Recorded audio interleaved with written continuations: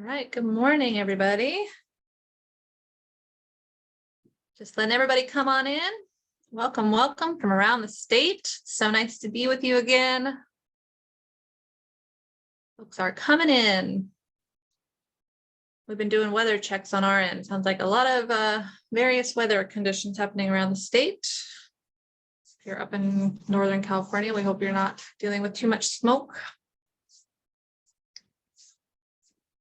All right, we'll let people continue to stream in, but I'm going to go ahead and get us kicked off because we have another big monthly meeting for you today. So just saying hello to you all.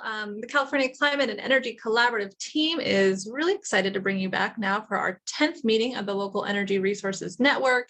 And today we are going to have a nice conversation with some guest speakers that have joined us from the SOMAH program, Solar on Multifamily Affordable Housing Program, which is a statewide program that I think a lot of you could take advantage of.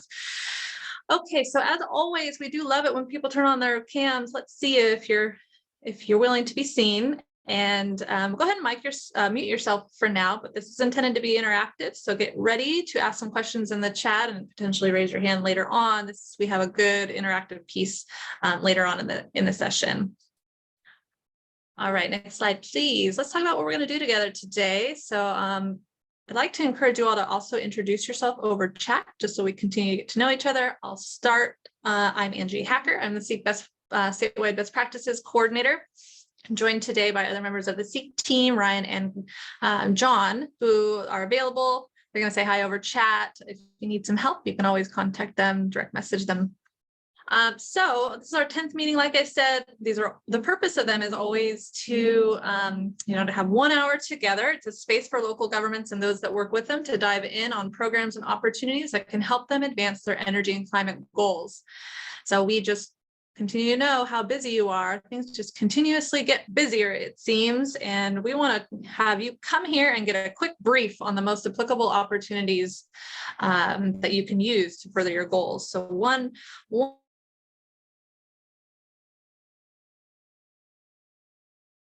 of the key, goals of this year, opportunities as they come down the pike. So like I said, we're going to be joined later on in just a few minutes by folks from SOMAH. Got a couple of representatives. I'm going to get through our opportunity roundtable next and go through a featured a spotlight on one particular opportunity I want to highlight for you. And then at the end, we're going to do a BPC workshop. So that's our last 10 minutes. We have some updates we want to share on a variety of things that SEEK is working on your behalf. Okay, so let's go ahead and roll into our opportunity roundtable. As always, we like this to be a collaborative process. So we know kind of a lot of what's going on around the state. We're tracking, but please in the chat, share other things that you are aware of. Are you aware of funding, other types of assistance, say technical assistance or some kind of learning event that everybody should know about? Is there some sort of input opportunity you want to make sure local governments are hearing and participating in? So put that in the chat. I do want to see on the horizon. I'm just going to flag. Of course, we're all kind of keeping our eye on the new Supreme Court ruling regarding EPA versus West Virginia. All I'm going to say here is that I'm sort of interested, and maybe put in the chat if you are part of some consortium that is trying to take some sort of action or trying to collaborate around some sort of a fix on that Supreme Court ruling. I'm interested in hearing if those are happening here in California, if we're participating in national advocacy there. I'll keep you posted as I hear of opportunities for you all to participate in anything. Okay, and then also, the state has enacted its budget, and so we provide a link there for you, and there is a whole section on climate change. So it's building on the last year's commitment of $15 billion in climate resilience investments in the 2021 Budget Act, and the budget this year includes $38.8 billion over 5 years for a total of $53.9 billion under what they're calling a climate and opportunity agenda. So take a look. There's a whole chapter in climate change, like I say, and we'll be investigating this further to see what funding pathways present themselves out of that state budget. Okay, so our first funding opportunity here that we're going to walk through is, we've talked about it before. It is so many things on my screen here. Hang on. Oh, the California Community Services Department Low Income Weatherization Program. We're looking for a multi-family housing administrator. So this isn't necessarily just a grant. This is to be an administrator of a program. So that is due tomorrow. So hopefully for those of you working on it are already pretty far along the way. But speaking of the weatherization program, I just want to say, because we said it on LinkedIn and I'm just excited for some reason, but I want to congratulate our friends at the city of Watsonville, AMBAG, and the city of Santa Cruz and their partners. They just got a major DOE Weatherization Assistance Award for their Electrify Monterey Bay program, which is going to be focused on single family homes.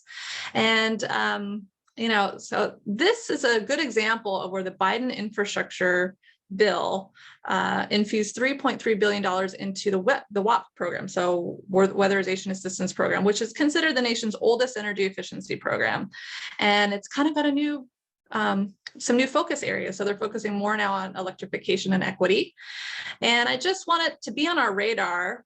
First of all, you can actually look at the awards for this program, and we'll drop a link to that. It's kind of giving you a forecast of what some of the most innovative communities are doing across the country to electrify the residential sector and to build an equity into that work. And so I would welcome you to look at the awards. The Electrify Monterey Bay program was the only one in California, so we want to say congrats. And it's just helping us keep this on the tip of our minds that this Weatherization Assistance Program has something called an Enhancement and Innovation Grant. It's obviously closed for now, but we're going to keep an eye on that because that seems like a really good opportunity for some significant dollars. Okay, so next, Strategic Growth Council. We've been talking about this for a long time. The Regional Climate Collaboratives Program has been out for a little while. The pre-proposal is due on the 15th, so that's in 3 days, but it sounds like it is not required. They did just release its full application, and that full application you have access to applying for until October 7th of this year. So hopefully you all are in the process of collaborating around which partners are going to do what for your regional climate collaboratives. You still have some time there. It's a big one. We've actually had speakers here to talk about it. We can refer you back to what those presentations looked like. But one more thing I wanted to mention, there's they actually, if you go to the website we're going to post here, the link, there is they have a map. It's an under-resourced communities eligibility map. So if you have any questions about whether you're in an eligible area in terms of, Cal Screen and its requirements for eligibility, I would suggest looking at it. It's an interesting map anyways. The state's telling us where under-resourced communities are. A few more days left here on the USDA's Rural Energy Pilot Program. So again, just a good luck to those that are in the process of trying to apply. And then we talked last time too, OPR, we've been talking about OPR's Community Economic Resilience Fund. And so that is building in sustainable economic development into a regional model, a complicated probably program and a short window. So it's an 8-week window. We're right in it right now. So you've got less than 2 weeks left to apply. Hopefully you all have been part of some conversations in your region. I think you all are key players in what would be a really effective Community Economic Resilience Fund regional project. So good luck with that. It's hopefully not too late to insert yourself in a regional conversation if you haven't already. And then here's a program. So this is again, not really a grant. It's more of well, it is a grant, but it's more like an RFP. So this is the CEC is looking for a third-party administrator for its California Electric Home program. And so folks that are interested in being some kind of a third-party administrator, I assume this is a statewide administrator. I know a lot of folks on these calls are also folks that do that. So I just wanted to make sure you were aware of it. Something coming down the pike is the Strategic Growth Council's Affordable Housing Sustainable Communities program. So that's a program that likes to tie in emission reductions into also tackling the state's affordable housing needs and transportation planning needs. So They have been going through an input process and public comment process. They're developing their guidelines. I'm just putting this out there that you can expect to see a solicitation, it looks like, in October of this year. So that means the NOFA would be released out in October. And down below, you'll see when I have input opportunities, I'm pointing you to a survey.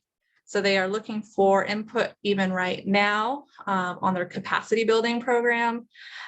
So basically they're looking to, I think, design their technical assistance program so that it really works, and they would appreciate your input. So if you have time to fill out a survey on that, if you're somebody who thinks you might be a good candidate for the Affordable Housing and Sustainable Communities program from Strategic Growth Council, you may want to spend a few minutes filling out a survey and getting your voice heard. Okay, we're going to talk a little bit at the end of this meeting about the SEEK forum. But here's the link to register. We're going to give you a little bit more information now that the full program has been released. We are excited. So this is, of course, our annual forum that's going to happen in September in San Diego. All right, so I mentioned on input, the technical assistance survey. The other big input opportunity that was released recently is from the Strategic Growth Council also. So this is, they just released their the concept around the community resilience centers, which will be a grant program, and they're conducting listening sessions, various listening sessions in July.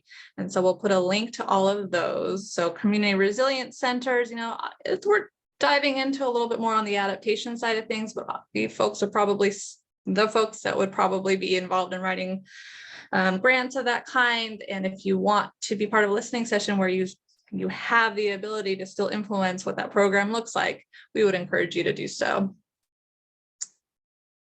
Okay, let's go into the spotlight. Next slide, please. Okay, so speaking of input, usually these spotlights, I like to talk about grants.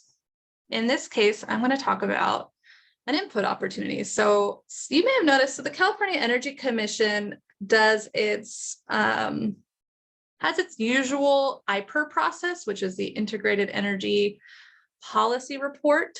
That policy, they do an update regularly. So the 2022 update proceeding is currently happening, and as part of that proceeding, they're conducting a series of workshops, and 3 of those workshops are going to be around equity. And so we wanted to make sure you're aware of one that's coming up. So one has already passed. They did one in Imperial in June. The next one coming is on next week, so July 20th. And you can either attend in person, which it will be in Kern, or remotely. So there's a Zoom link there. We'll make sure that makes its way into the chat as well. And so they're hosting this public workshop to help SEEK explore approaches to ensure meaningful community engagement and to develop a framework to center equity and environmental justice. This workshop will focus on economic opportunity, including workforce development. I think that's a key topic they want to talk about in this particular workshop on the 20th to support the state's transition to a clean energy future for all. So they're really invested in getting actual input from community members, residents. So, you know, if you're in that community, you want to reach out to folks that you think should participate in person, please do. And then if you are able to participate, you know, it's intended to be interactive. It's intended to be something that you are encouraged to speak up, and you might just kind of learn while you're there as well. There is going to be another workshop being planned in August. We are hearing the Central Coast, and we're actually going to be partnering with the CEC on that workshop. And it's going to be a good one. So we'll share that information with you. It's going to be on this topic, but with a slightly different focus. So stay tuned for more information, but we want to raise for you that the IPER is really an important process. It's sort of like the state's energy roadmap, and getting information, getting input and influence into this process really goes a long way, right? You're at the ground floor of them deciding what's next for the state when it comes to energy policy. Okay, so with that, let's go to our next slide. All right, so I am so pleased that we have a couple of speakers here that's with us today who represent the SOMAH program, Solar on multifamily affordable housing. So we have Chris Walker, he's the Senior Director for Grid Alternatives, and Mai Fang, she's the Senior Project Coordinator for the Center for Sustainable Energy. They are the administrators of the SOMAH program, and they're going to tell you all about it. We're going to do an overview first, then we'll take some questions, and then we're going to spend the last 10 minutes, 15 minutes or so in discussion. So get ready, because they want your feedback on how to best leverage their program for your local energy and climate goals. All right, so I'll take it away, you guys. Thanks so much for being here. Yeah, thank you so much, Angie, and thanks to CCEC for inviting us. Let's jump right in.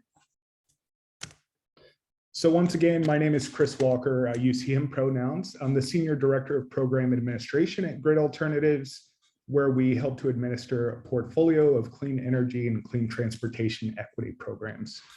And today we'll be talking to you about SOMAH. Next slide.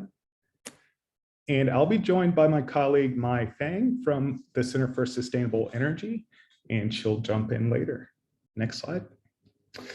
So quickly, we'll talk about why SOMAH was created, give you an overview of the program, talk about how you can bring SOMAH to your communities. We'll do a Jamboard activity to understand how we can best engage you and what you might get out of engaging with the SOMAH program. And just to preview post-webinar stuff, we'll hope to also engage you through a post-webinar survey. So be on the lookout for that via email. Next slide. So to jump right in, I like to start with why SOMAH exists. So we'll start with environmental justice.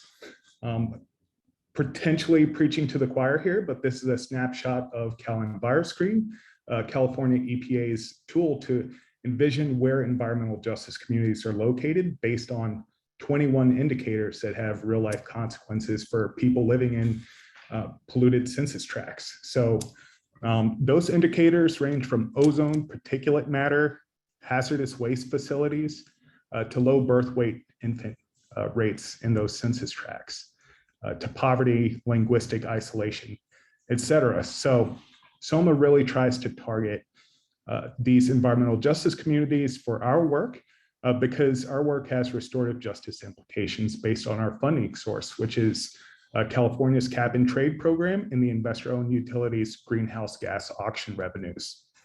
Next slide, please. And you know, the CalEnviroScreen map also has racial justice implications. So as you go down the deciles of the CalEnviroScreen framework, the most polluted census tracts have more and more incidences of Latino populations, Black populations, and diversity in general. So the 10% least impacted neighborhoods have only 33% people of color, whereas the 10% most impacted neighborhoods are populated with 90% people of color. So this work is really important for your equity goals as well. Next slide. We also know that economics are relevant for discussions around energy insecurity and energy burden. So these are data from the United States Energy Information Administration's Residential Energy Consumption Survey, which they only version every 5 years. So in 2015, about a third of households reported energy insecurity. In the most recent update, 27% of households reported energy insecurity. So haven't made a ton of progress in that 5 years, and people are still reducing or foregoing basic necessities to pay for their energy bills. So about a fifth of households in 2020 were still reducing or foregoing basic necessities to pay for energy, and we're talking food and medicine. About 1/10 of households received disconnection notices in 2020, and then about the same incidence, about 10%, kept their home at unsafe temperatures or unhealthy temperatures. So energy burden continues to be a major challenge in our country. And this has variations across regions, across households with and without children. More households with children have energy insecurity. Differences across renters and owners, which is also an important conversation for the expansion of solar access, Latino versus non-Latino households, and then by race and by income. Next slide. So SOMAH is one small solution to a myriad of issues ranging from energy insecurity to environmental justice. And we're happy to be here to tell you about it and how your local governments can leverage SOMAH as a solution to help meet your equity goals, climate goals, energy goals, sustainability goals. Next slide. So SOMAH, once again, is the Solar on Multifamily Affordable Housing Program. We're the first of our kind. We are the successor program to MASH, which some of you might be familiar with, and the LIWIP multifamily program, which some of you might be familiar with. But SOMAH has really been designed with communities. So SOMAH was created through legislation, Assembly Bill 693, Susan Eggman out in Stockton. And Assembly Member Eggman's office really did do a lot of consultation with environmental justice, community-based organizations to design a really equitable program.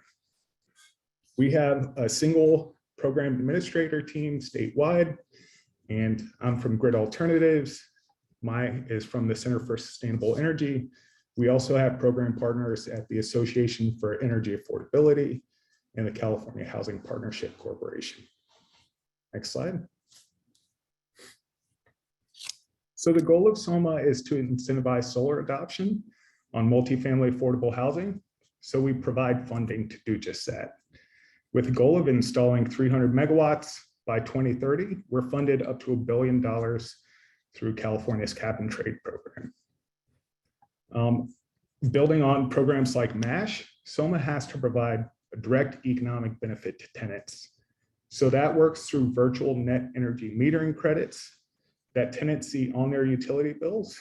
And it's estimated that this will offset something like 70 to 90% of a tenant's utility bill for 20 years. So it's a major economic boon for participating properties and their residents. We also have energy efficiency requirements, and we hope to offset emissions, especially in the most pollution burdened census tracts. Next slide.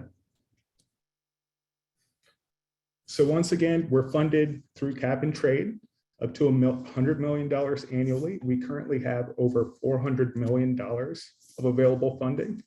So it's a major opportunity for you to help bring this opportunity, multifamily affordable housing, in your jurisdictions. Once again, we're based on the polluter pays principle. So we're not taxpayer funded. We are not ratepayer funded. Our funding comes from greenhouse gas auction revenues. So that's how SOMAH has a restorative justice implications by taking the very pollution impacting environmental justice communities and bringing these dollars right back to those communities to invest in clean energy. 90% of our total budget goes to incentives, 10% to program administration. So $900 million through 2030 support the build out of solar on multifamily affordable housing and to expand access to renters. Next slide. So at least 51% of the energy produced has to offset tenant energy bills, and we've seen much better uptake than that. So currently about 89% of capacity is reserved to tenants, and that's due to our incentive design, which provides more funding for capacity serving tenant areas than common areas.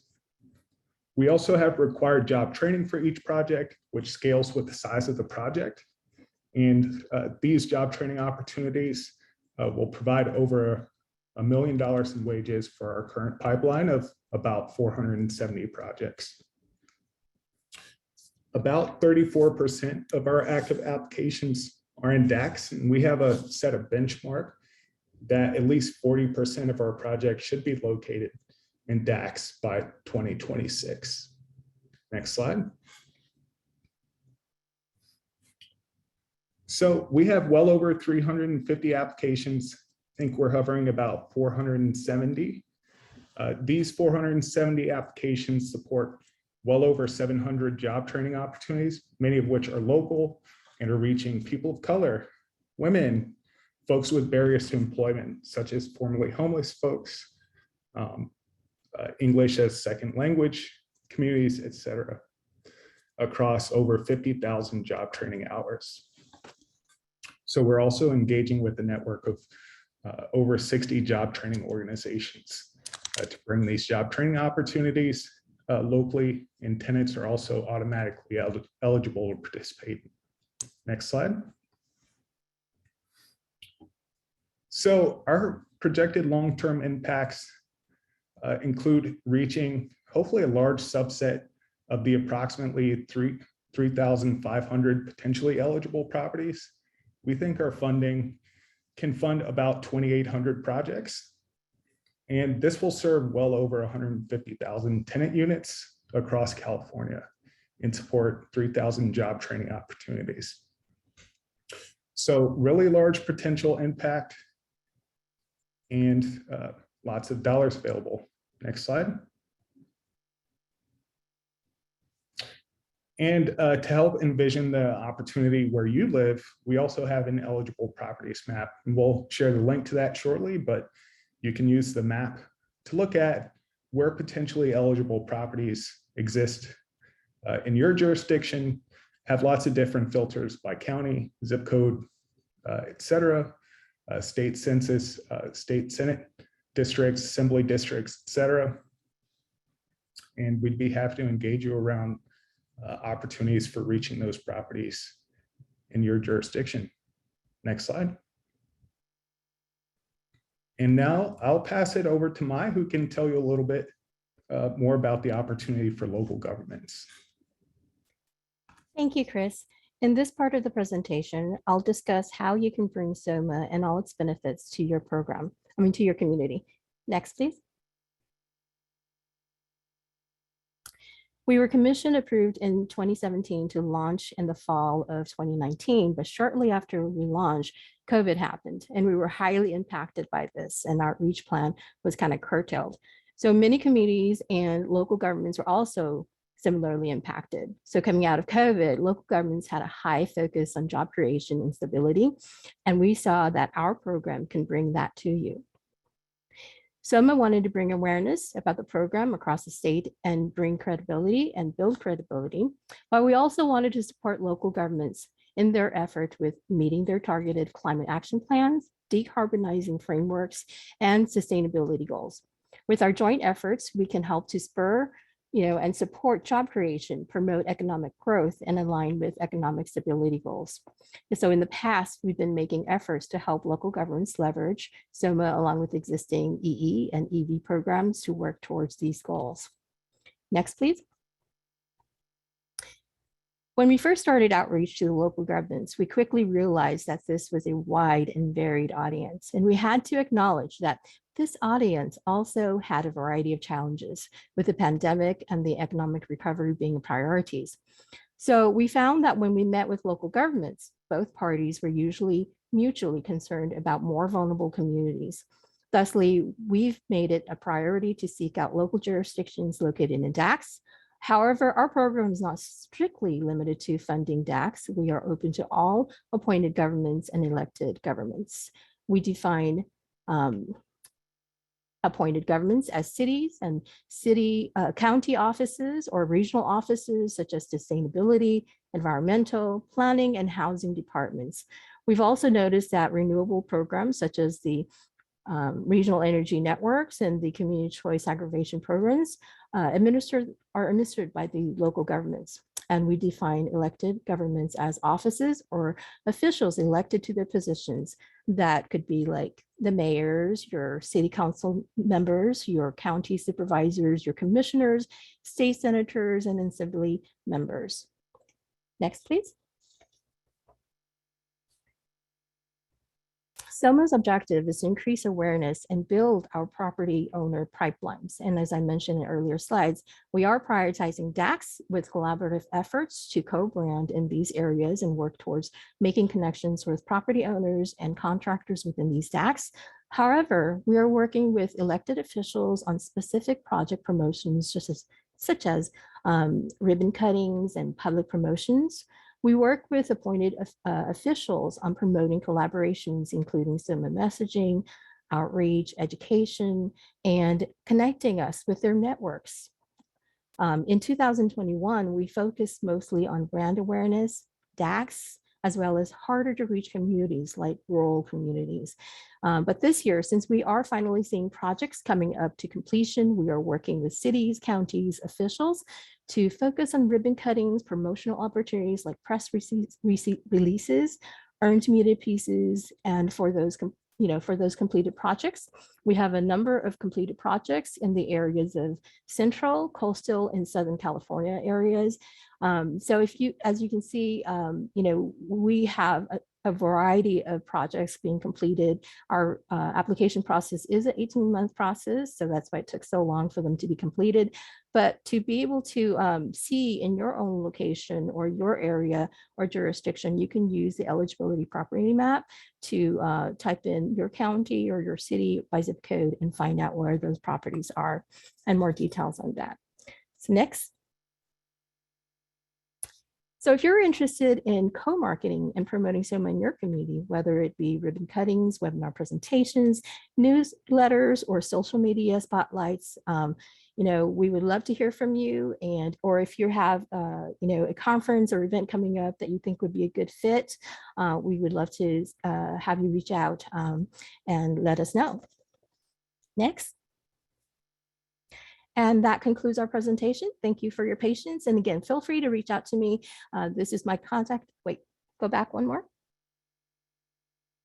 Okay, I think my contact information slide is gone. But there it is. There it is. Thank you.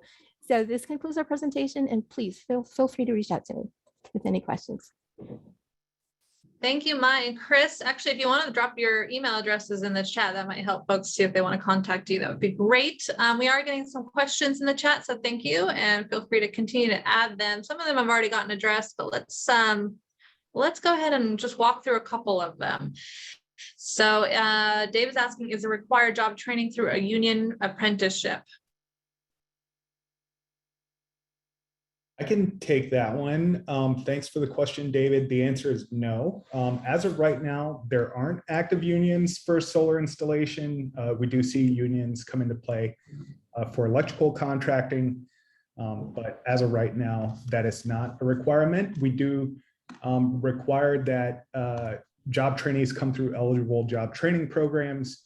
And as I mentioned, we've verified the eligibility of about 60 entities that have eligible programs across the state. These are often community colleges, vocational schools, nonprofit training programs, et cetera. And contractors can also have trainees going through their own private programs. Thank you. And Jody London, she's just backing up that question and also just stating that they're looking at just transition opportunities in a county that has a large number of industrial facilities and refineries that have union labor. She's just reiterating that it's going to be a priority for their county going forward, union labor, basically. Okay, so next question from Alex Yazbek. I don't know if I said that right. I hope I did. From the city of Watsonville, is there a building electrification, natural gas appliance and equipment replacement that is coupled with this program?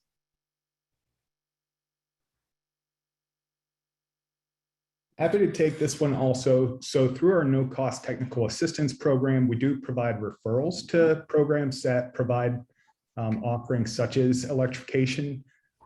We do have energy efficiency requirements. So those requirements are that the property has to have participated in an eligible energy efficiency program within the last 5 years, or the property has to undergo basically a walkthrough audit that's equivalent to sort of an ASHRAE level 2 audit.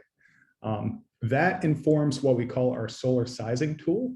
So based on our incentive table, we will give your incentive amount a haircut based on what we believe are low-cost energy efficiency measures the property needs to take, which is capacity we don't want to incentivize. We'd rather have them address energy efficiency opportunities to inform the maximum system size we want to incentivize and the incentive amount we're going to pay. But then again, on our technical assistance side, we're providing referrals to ESA CAN programs and connecting folks to relevant incentive programs for electrification opportunities. So it sounds, your program's probably gone through its guideline, public comment, like all that process before. So you're not really you're not going to make design changes probably soon, but maybe there'll be iterations of this program where folks can provide input on the next round. It sounds like this is a large investment. Do you see that being an opportunity down the line? Great question, Angie. We've actually just had our 5th handbook edition approved back in May. We're thinking about what our 6th handbook edition might look like. So we do take an adaptive approach to program design, and we want to make sure the program is set up for success. It's long-term investment through 2030. So we do find that tweaks are necessary to position the program to serve tenants in the best way possible. So we are pretty active in the regulatory space. We're about to submit a petition for modification to increase our incentive rates. So that's coming down the pipeline, and then we'll continue iterating the program as necessary, hopefully not creating too much churn and complexity for participants, but making refinements to reduce administrative burden and to make sure that our financial value proposition is attractive to owners.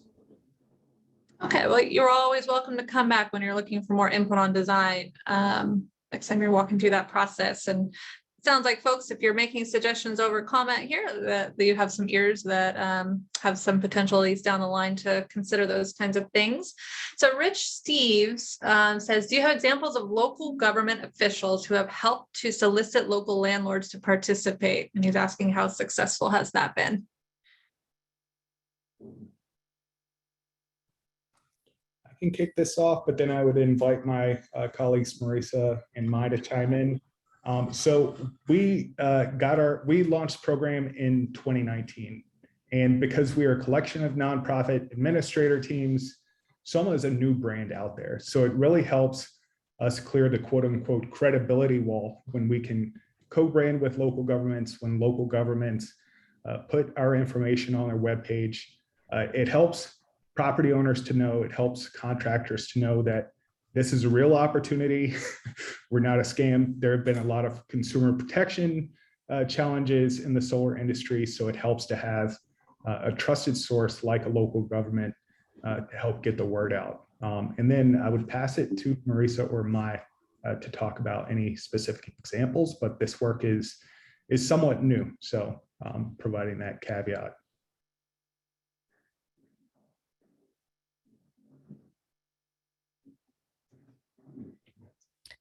I can take this.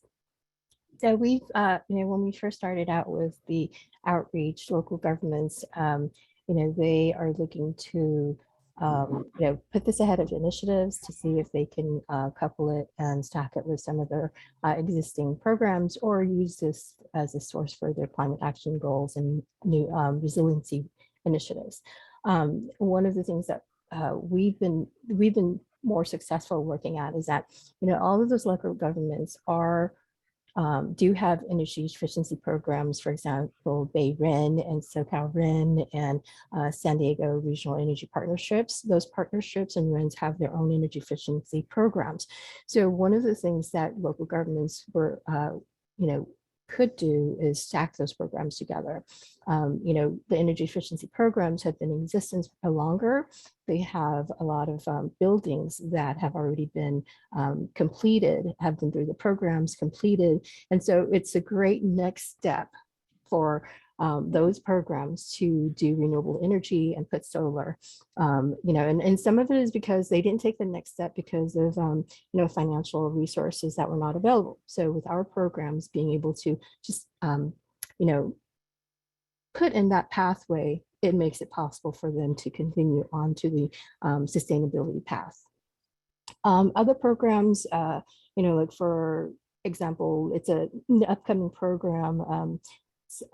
Because it's an upcoming program, I'm not going to say which city, but one of the cities has a residential energy program, and for single family homes, and our multifamily home affordable home incentive program can supplement that part where they were only able to supplement single family homes. Now with the combination of both programs together, you have a lot more value, and it's a proposition value that they can utilize and push forward with some of their initiatives. So I hope that gives you kind of examples of how we work with local governments. All right, what we need to do is have our discussion. So I'm going to move us there. If we're done early, we'll come back to some of these questions, or otherwise maybe Chris and Mai and Marisa, if you can tackle any questions over chat in the meantime, that would be great. Okay, so we're going to move into our Jamboard. All right, so folks can go ahead and follow the link over to our Jamboard. And John, I think you're going to go ahead and share the screen of the Jamboard so we can all be looking at the same thing. For folks that haven't worked in Jamboard before, all you do is really double click in order to get a post-it onto the screen so you can write in whatever comment you have. So this Jamboard has 2 slides that we're going to go, we're going to ask you to provide some input on, and I actually think we're going to start with the second. So if you can scroll, yep, there we go. Okay, so one thing we want you to think about is, you all are in local government, maybe in different departments. You'd certainly work with various departments. We're going to talk about promotion. We're going to talk about all the different ways local governments can leverage this program and encourage their constituents to take advantage of it.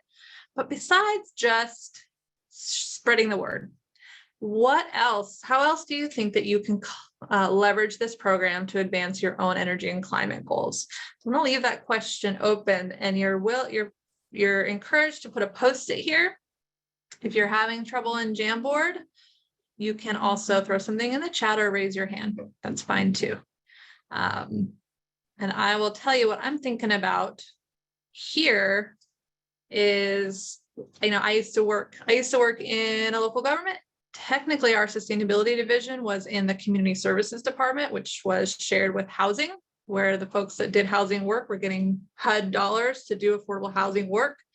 And then other affordable housing work was being done in the planning department from a planning perspective, or the building division in terms of permitting and enforcement. And so all of those points of intervention that local governments have access to, where do you think local governments can take this program and make it work, even potentially as owners of affordable housing?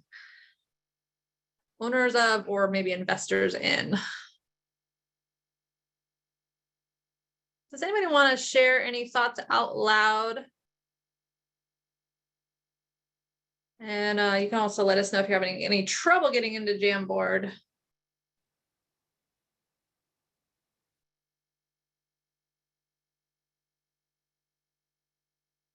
Oh, there we go. All right, some folks are starting to write in, so thank you. It could be okay. It would be a good fit for our work to electrify existing buildings. Okay. Integration with affordable housing capital improvement funding cycle. Yeah, does somebody, if you know more about that and you're willing to raise your hand and tell us a little bit more about the nuts and bolts of how you see that being like a good point of intervention, that would be really helpful. This is Marna from the city of Berkeley. I'm the one who wrote that. I don't know if I have a lot of information, but generally they have cycles of funding by which they're they program out what kinds of upgrades they're going to need to do over time, and then they cycle it with the city's funding, HUD funding, CDBG funds, in order to be able to ensure that those go forward. And so we found with trying to do electrification work that even if we have a pot of funding, if it's not at the same timeline as the when they're going to be doing other rehab or have other things scheduled, then it's not going to be as useful. Thank you, Marna. Super helpful. I'm also thinking about, and I haven't done this work directly, but folks that are doing that are in housing and are administering HUD dollars and are investing or passing through dollars for affordable housing development, where they can put in, in some sort of a level of sharing about this program, or even requirements related to solar. So if they're considering solar, making affordable housing solar ready, this could be a way to, if they're trying to encourage or even require that of affordable housing, to lower the burden of the costs by pointing them over to this program. All right, I see another one, integrate with other programs and funding. Navigating all the different programs and incentives is really daunting for building owners. Not sure what this looks like, but there has to be a better way. That's totally true. There are so many programs. That's actually, whoever wrote that should join us for our resource organization conversation. We're sort of trying to tackle that issue a little bit better. All right, and then let's see. So actually it was Mai who says City of San Diego stacks SOMAH with local existing programs. She also suggests leveraging programs for local initiatives and climate action goals. Someone's suggesting adding battery backup storage alongside solar to increase resilience benefits. Yeah, have you guys considered that, Chris? We have, and what we're trying to tackle right now are some issues with SGIP, the self-generation incentive programs, equity resiliency budget to allow switching and islanding, which would be required since SOMAH solar energy systems sell and export all the power to the grid rather than being used locally for the generation of those virtual net energy metering bill credits. So still some work to do there, but a large share of our pipeline does hope to pair SOMAH incentivized solar energy systems with SGIP incentivized battery storage systems. Great. All right, well, we'll welcome additional thoughts on this. Let's do the first slide. So we have another couple of minutes here.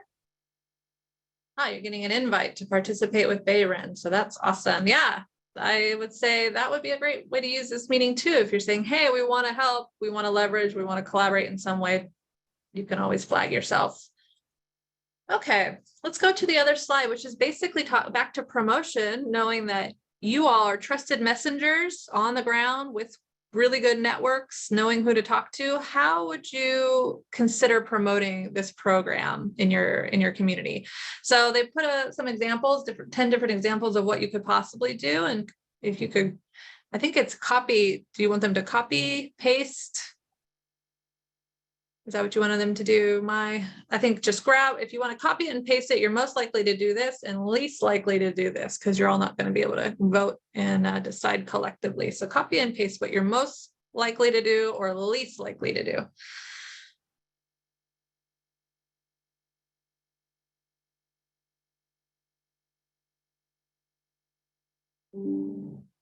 All right, good. Thank you everybody for helping out here. All right, so it looks like, yeah, some things are pretty easy to do. Website resources, newsletters, listservs, resource libraries. I mean, we'll certainly add you to ours. So that's good. Blurbs and co-hosting. Oh, co-hosting. This might be a good time too, Chris or Mai, to talk a little bit about, we had mentioned some programs do some good co-branding, and if that's something that you guys are considering making possible for local governments that want, it's a good way to leverage their trust.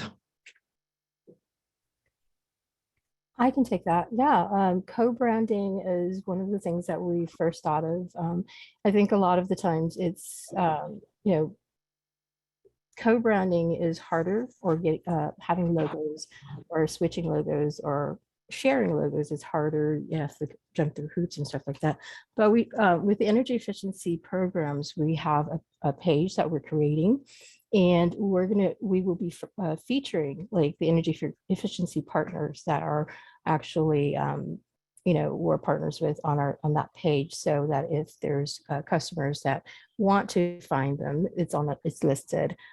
So yeah, and then partnering with any local governments who would, want to get us, to their community, we can do that by sharing, having a local government page and share all the partners from local governments. We can create collateral with, dual branding and have that distributed through the community. So I think we're pretty open to that. I wonder how you guys all feel about it. Well, it sounds like a lot of folks are willing to do something. I think the challenge will be just how do we make this as easy as possible for local governments just to take and do? So whatever you have, is there a link you want to share with folks to a place where some collateral already exists or where they might take their first step, or should they just email you? So first, contacting me is always great. Then I can work you and kind of tailor to what your needs are and how we can collaborate together. The other place that you can look is at our SOMAH local government legislature page, where it gives you a toolkit, talking points, and also tells you about how we collaborate together. And that, let me see if I can get that. Yeah, that would be great. Yeah, it's like Tanya is asking for a digital media toolkit. If you have anything like that, whatever you have, if you could drop it in the chat, that would be great. Yeah, I can go ahead and do that, Mai. Okay, great. Thank you. All right. Well, that takes us to the close of this this section. Feel free to continue to add thoughts here, and particularly, I think it'd be very instructive for y'all to tell them a little bit more about other ways to leverage this. If you're thinking about your building department or any just place that inside your local government, you have interaction with affordable housing owners and developers. How could you leverage this program? Okay. I want to thank Chris, Marisa, and Mai for joining us today. Really appreciate your time, and I hope this has been helpful for those of you who are working in affordable housing or just trying to figure out how to tackle that portion of your climate action plan. Okay, so stick with us, you guys. If you want, feel free to stay along. To our speakers, we have 10 more minutes. We're going to tell you a little bit more about what SEEK's been up to. And if you can, there's been some questions we didn't get to verbally, but if you can continue to answer those in the chat, that would be super great. Okay. We just wanted to give you a few updates on some of the things we've been working on for you. So as you know, SEEK does a lot of things. One of the things that we've been doing this year that's a little bit newer has been doing more engagement with state agencies. And that has included a recent effort to compile your comments and submit them to CARB for the CARB 2022 scoping plan update. So you might remember last time we met, we had a speaker on the scoping plan, and then the deadline was at the end of last month for the CARB comments, and we submitted comments. So we're going to go ahead and put the link for the comments that we submitted formally into the chat, so you have that access to the copy of that. I mainly wanted to say thank you so much to all of you who provided really good insight and input into that process. We have a pretty specific voice that we contributed to those comments, which was trying to really articulate the unique potential that local governments have to do emission reductions in all the various ways that we do it, far beyond, I think, what was maybe anticipated in the scoping plan, and making the case that helping us helps the state meet its goals. And so asking for a few things, including continuing Civic Well's position of asking for a GHG inventory to be developed at a statewide level and provided at a jurisdictional level. And also kind of a bold ask for funding, but not so bold, considering that programs like this exist, but funding to actually support the climate action planning process, which doesn't exist today. So you're free to look at that. What it also helped us do was to help us get further along in this conversation we've been having around resource organization. So you might remember a couple months back, one of our workshops, we shared with you a slide which was talking about how we want to organize all of this amazing content we have: funding, technical assistance, case studies, best practices, reports, and guidances. How do we organize all this stuff that we know you need in the right way so that you can actually access it? And in doing that, illuminating the huge breadth of activities that local governments are capable of to tackle climate change. And so this has been a really fun process. We met recently with a small group of people that were interested, from this network, that wanted to help us think into that more. What do local governments do? How should we organize it? And how do we make sure that we as SEEK can empower them with all the resources that we can get them from the outside, right? So, all right, I'm a person who wants to do who wants to work on building and energy. I specifically want to do energy efficiency and electrification. All right, what are my options? And so we found this, we're coming up with a framework, and patterns are emerging around how local governments can tackle a lot of these different areas. Anyways, I bring it up because we're in the process of sort of developing this framework. We're going to have another meeting. And if it's something that you think sounds interesting, so like say if you took the CARB comments, you're like, wow, that is an interesting way to be promoting and sharing what local governments are capable of doing. I have some other thoughts, or I just want to be part of this because it's interesting and I want to make sure my constituents get access to all the resources that exist. Then join us. So email me. I'm going to drop my email address. So it's really easy. Down here. And you can just email me. We'll include you next time we get together. It hasn't been scheduled yet. And then of course, once we have something, we're going to share it with you once we have something. So this is an extension of our resource library that already exists.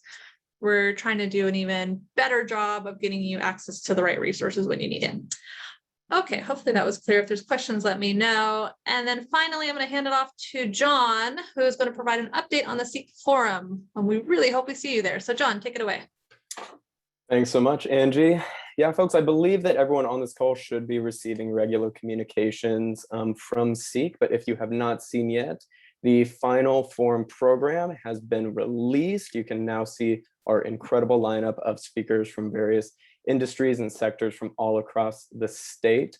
And some links should be dropping in the chat in just a moment. So if you have not had a chance to yet, I do encourage folks to go take a look at the full program as soon as you can. Also encourage folks to register as soon as you can. While doing so, really do hope that you can book your lodging as well. One more thing I wanted to flag for folks is that this year we are going to be using an app called Whova for the forum. This app will let folks, more easily navigate the venue, put together some custom agendas for themselves, connect more easily with other attendees and speakers. No need to necessarily download the app yet, but if you did want to see some more information on it, there is a link to that information in the chat now. So yeah, once again, really hope that see all you folks in September in San Diego, and please do not hesitate to reach out to me or anyone else on the planning team if you have any questions about the forum. All right, go ahead and take it to our last slide. Thanks, John. Just a chance for me to say thanks again to our friends at SOMAH for being here and sharing all that good information, and for being available for folks who want to follow up. So please do. Thank you all for being here again. We hope it's useful. You can always feel free to share this invitation with others, or if you have an idea for something you'd like to learn more about, a program or opportunity that you want to learn more about, just suggest at any time. Send me an email. Want to thank you all for also being for participating and being interactive today during our meeting and providing your insights and questions. Great job, as always. Love doing these meetings. It's one of the highlights of my month. And I think we'll give you 2 minutes of your life back. So thank you so much. We'll see you next time.